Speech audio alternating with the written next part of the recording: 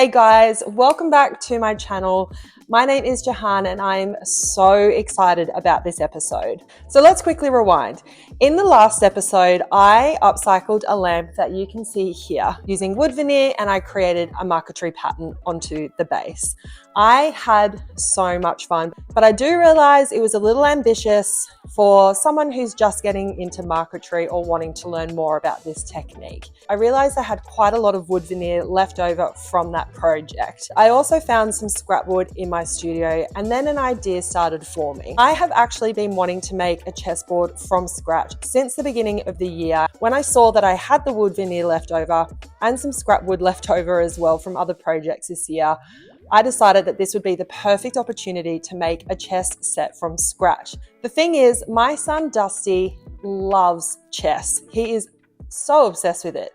He's incredibly gifted at maths, way better than me. I don't know where he got it from. He probably got it from his father. However, my great aunt and uncle were Australian chess champions, so it's probably from them as well. He's absolutely obsessed with the maths and the strategic side of playing chess. I just thought it would be a really cute gift for his 7th birthday. I'm really excited for you to watch this because this is a much more simpler way to get using wood veneer and creating patterns with it. In addition to making the chessboard, I also decided to make the chess pieces. If you love this episode, please give it a like. Let me know if you've got any comments or suggestions. And if you're not subscribing, please do. I don't want you to miss an episode. I will be releasing so many more episodes this year, which is really exciting. I cannot wait to dive into this project with you. So let's get making.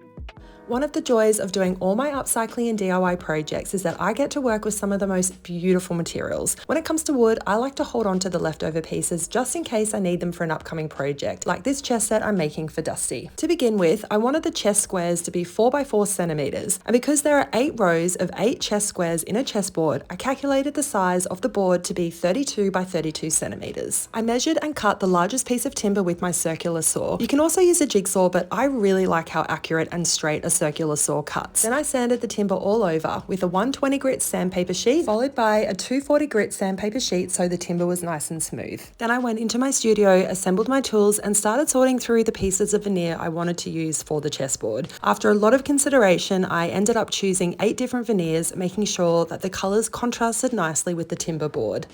Next, I measured and cut the 4 by 4 centimeter squares using a pencil, a metal ruler, and a craft knife. If you're wondering where I got the materials and tools that I'm using in this project, I've linked to them in the description below. Once I cut all the veneer squares, I laid them onto the timber to see what the pattern looked like. My plan was to place the first 8 squares down and repeat that pattern, but it looked a little boring.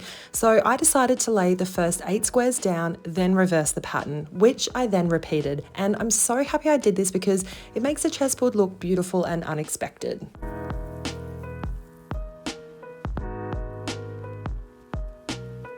After this, I used a small paintbrush and wood glue to stick the wood veneer squares onto the timber board.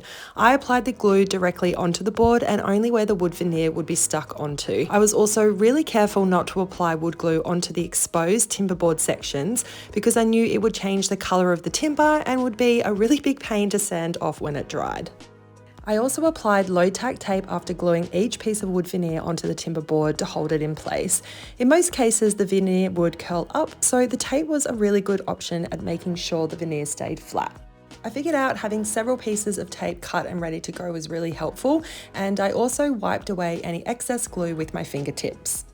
The chessboard looked a little hectic when I had finished, so this is where I really had to remind myself to trust the process. Then I placed a piece of scrap timber on top, which I clamped down to ensure the veneer dried nice and flat overnight. Okay, so it's time to remove the clamps.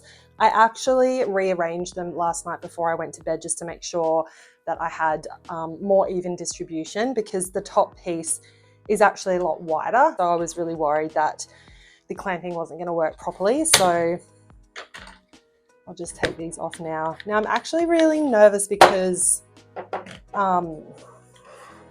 some of the wood veneer that had larger grains was reacting quite quickly with the wood glue when I was applying the squares. I mean, this is why you clamp wood veneer to make sure that it does dry flat, but I am really nervous because even though that's what you do, I'm just not too sure if it's actually worked. So here we go. I actually think it's worked, because the grey pieces here were the ones that I was quite concerned about, and they're completely flat. That is so exciting. Okay, so now it's time to start peeling the tape off. I'm going to work on one side and gradually just make my way over to the other. I was really careful when peeling the tape off, making sure to go along the grain as much as I could. So I've just got a few more rows to take the tape off, and I think it's just easier if I peel back all these pieces on the bottom first. I probably could have done that beforehand, but this is the first time I've made this, so you learn as you go along. That's why I absolutely love these projects. There's always something new to learn, and I am just so happy with how this has turned out. Seeing the pattern of the chessboard, the beautiful wood veneer colours and grain unfold is so exciting. Once I had removed all the tape, I flipped the chessboard over and trimmed off the excess veneer using my craft knife. Then I sanded the chessboard using a 120 grit sandpaper sheet followed by a 240 grit sandpaper sheet. This makes the wood veneer super smooth and soft to touch. I made sure to sand the edges of each piece of wood veneer as well, and whilst this took a bit of time, I always find this step quite calming and meditative.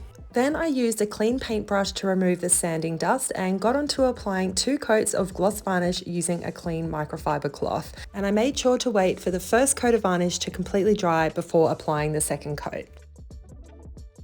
While the varnish was drying, I started working on the chess pieces. I used scrap bits of dowel I had in my studio with some craft wood to create each piece. I had to fill in some holes with gap filler, and I used fast grab construction adhesive to glue the chess pieces together. If you make your own wood chess pieces like me, I recommend using hot glue because it's more efficient and dries quickly. I also had to take into consideration the height of each chess piece. The pawns were 3 centimeters, the rooks were 4 centimeters, the knights were 4.5 centimeters, and the bishops were 5 centimeters, whilst the kings and queens were 6 centimeters. It's really important that the pieces in the back row gradually increase in height from the rooks through to the king and queen. And whilst they're not perfect, I think they're pretty cute. Then I painted one set black and the other a pale beige colour. I had thought of painting them white, but it looked a little too stark against the natural wood veneer. And that's it. I am incredibly happy with how this chess set turned out. I am obsessed with the contrasting colours of the wood veneer and the wood underneath, as well as the differing directions of the wood grains. And I'm also really happy with the colours I used to paint the chess pieces too. The chess piece colours are cohesive with the chessboard, but they also stand out. And needless to say, Dusty absolutely loves his new chess set, and he's already been playing a few games with Jason. Thank you so much for watching this episode. As you can see, it was such a fun process making this chess set from scratch. As always with every project, there are a few things I learned along the way. One of the things I learned about this project was creating the chessboard pattern. So I decided to use 8 different wood veneers, and my original plan was to place them in repetition of 2 rows. But when I put the first 2 rows down, I realized that the chessboard itself would look way more interesting and dynamic if I flipped that pattern. So that's what I ended up doing. I placed the first 8 like this, then I flipped the colors around, then I reversed them back, and then I flipped them around again. But in terms of what the actual pattern looks like, it looks better and unexpected. Second of all, when I was placing the wood veneer squares onto the piece of timber, I thought that I would actually alternate the grains of those individual squares. What I mean by that is I would place the wood grain of one veneer going that way, going horizontal, and then the next one I would place the grain going vertically, and then I would keep alternating between those 2 patterns. But honestly, it looked really messy. So what I ended up doing was working in with the grain on the timber. The timber board underneath, the grain goes across, and so I decided to place the wood veneer pieces with the grain going in the opposite direction. That consistency really tied in beautifully with the colorful pattern that I had created on the board. And I think having those two little elements of juxtaposition makes the board look even more beautiful. You don't have to varnish the timber or the wood veneer if you don't want to, but honestly, I think you should, because it completely brings out the colors of the wood veneer and the grain, and it also protects the wood as well. I use a gloss varnish. Honestly, I just use that because that's all I had at home, but you are more than welcome to use matte or satin. When it came to the chess pieces, I was umming and ahhing about what colors I should paint them.